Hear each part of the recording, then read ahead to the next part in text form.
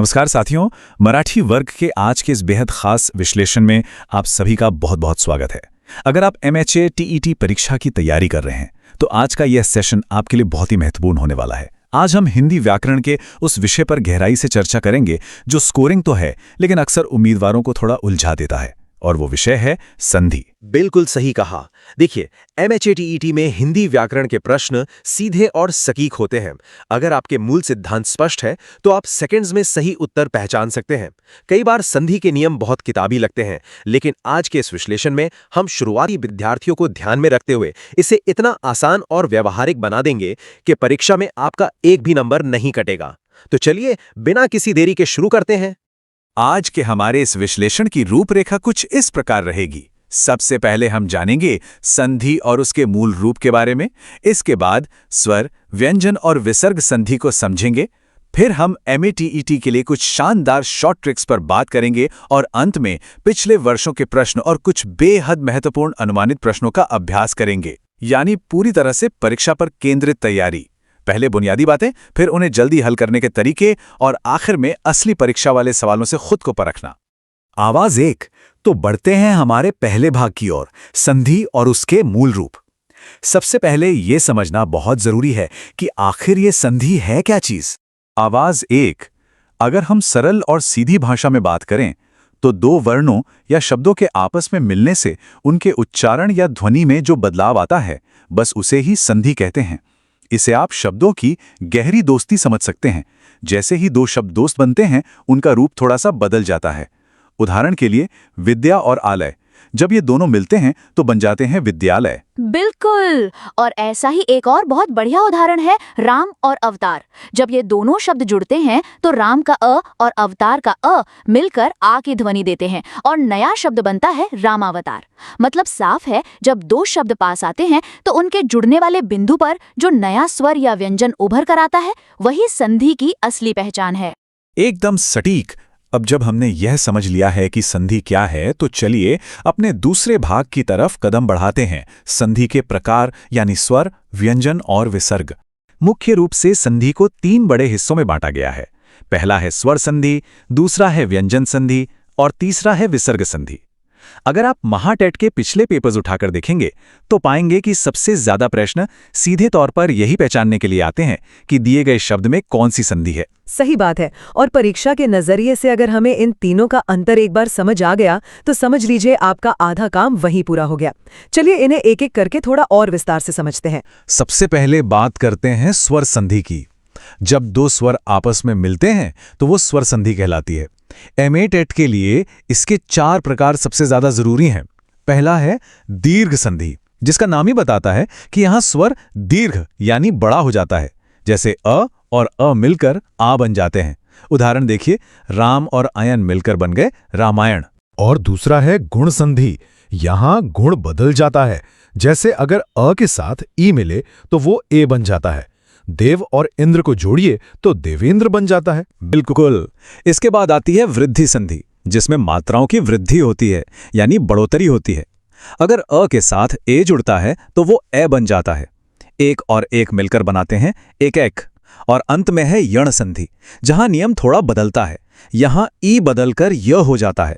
जैसे यदि और अपि मिलकर यद्यपि कहलाते हैं। मैं सभी अभ्यर्थियों को बताना चाहूंगा कि गुण, वृद्धि और यण संधि परीक्षा के लिए बेहद महत्वपूर्ण हैं। इनसे हर साल प्रश्न बनते ही हैं। हमें व्यंजन और विसर्ग संधि को भी समझना होगा। व्यंजन संधि में क्या होता है कि व्यंजनों के मेल से रूप बदलता है। उदाहरण के तौर पर सत और जन। यहां त और ज का मेल हो रहा है, जिससे शब्द बनता है सज्जन। और विसर्ग संधि तो शुरुआती विद्यार्थियों के लिए समझना सबसे आसान है। इसमें विसर्ग के साथ स्वर या व्यंजन मिलते हैं। जैसे दुह और ख मिलकर दुख बन जाते हैं। आपको बस उस विसर्ग चिन्ह यानी उन दो बिंदुओं यानी 100 पर नजर रखनी है। जहां वो दिख जाए वहां 99% मामलों में विसर्ग संधि ही होती है। अब हम पहुंच गए हैं अपने विश्लेषण के तीसरे और सबसे रोमांचक भाग पर, MHAT TET की शॉर्ट ट्रिक्स। परीक्षा भवन में समय बहुत कीमती होता है ना? तो आइए देखते हैं कि संधि को पलक झपकते कैसे पहचाना जाए। बिल्कुल, देखिए, इन आसान तरीकों से परीक्षा में आपका काफी समय बचेगा। आपको बस इतना मूल मंत्र याद रखना है। अगर शब्द तोड़ते समय स्वर और स्वर आपस में मिल रहे हैं तो बिना झिझक उसे स्वर संधि मान लीजिए। अगर व्यंजन के साथ व्यंजन या व्यंजन के साथ स्वर टकरा रहा है तो वो पक्का व्यंजन संधि है। और जैसा हमने अभी बताया, जहां भी मूल शब्द में विसर्ग का निशान दिख जाए वो विसर्ग संधि है। ये ट्रिक्स वाकई बहुत कमाल की हैं। और हाँ दोस्तों, आगे बढ़ने से पहले एक बेहद जरूरी बात, अगर आप हिंदी व्याकरण के अन्य सभी महत्वपूर्ण विषयों को भी इसी तरह आसान भाषा में समझना चाहते हैं तो हमने आपके लिए पूरी हिंदी व्याकरण की एक शानदार प्लेलिस्ट तैयार की है। उसका लिंक नीचे डिस्क्रिप्शन में दिया गया है, उसे जरूर चेक करें। चलिए, अब समय आ गया है भाग 4 का, पिछले वर्षों के प्रश्न। हमने अभी जो नियम और ट्रिक्स सीखी हैं उन्हें सीधे महाटेट की पिछली परीक्षाओं में आए सवालों पर लागू करके देखते हैं। इससे आपको अंदाजा लगेगा कि परीक्षा में प्रश्न किस तरह घुमाकर पूछे जाते हैं। तो पहला प्रश्न आपकी स्क्रीन, मेरा मतलब है पहला प्रश्न जो परीक्षा में पूछा गया था वो ये है, विद्यालय का सही संधि विच्छेद क्या है?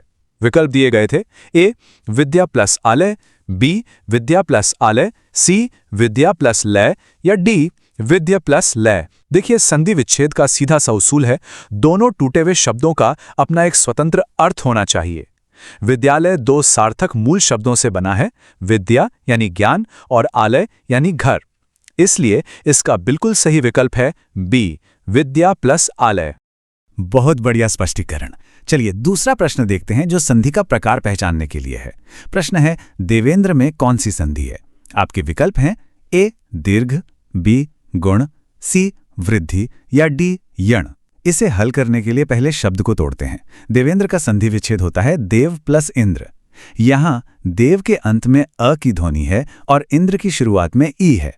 हमने अभी थोड़ी देर पहले ही नियम पढ़ा था कि जहां अ और ई मिलके एक ही मात्रा बनाते हैं वो गुण संधि की पहचान है। इसलिए सही जवाब है विकल्प बी गुण संधि।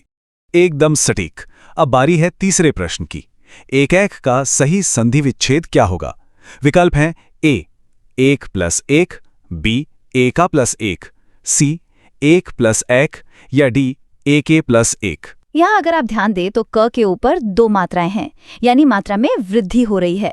ये सीधे तौर पर वृद्धि संधि का मामला है। इसका नियम था अ और ए का मिलना, जिससे ए बनता है। इसलिए जब एक और एक जुड़ेंगे तभी जाकर वो एकाएक बनेंगे। तो बिना किसी संदेह के सही विकल्प है ए। क्या बात है। अब व्यंजन संधि से जुड़ा एक और बेहतरीन प्रश्न जो पहले पूछा जा चुका है। सज्जन किस संधि का उदाहरण है? विकल्प हैं ए स्वर, बी व्यंजन, सी विसर्ग या डी यण। यहां हमारी बताई गई वो आसान तरकीब बहुत काम आएगी।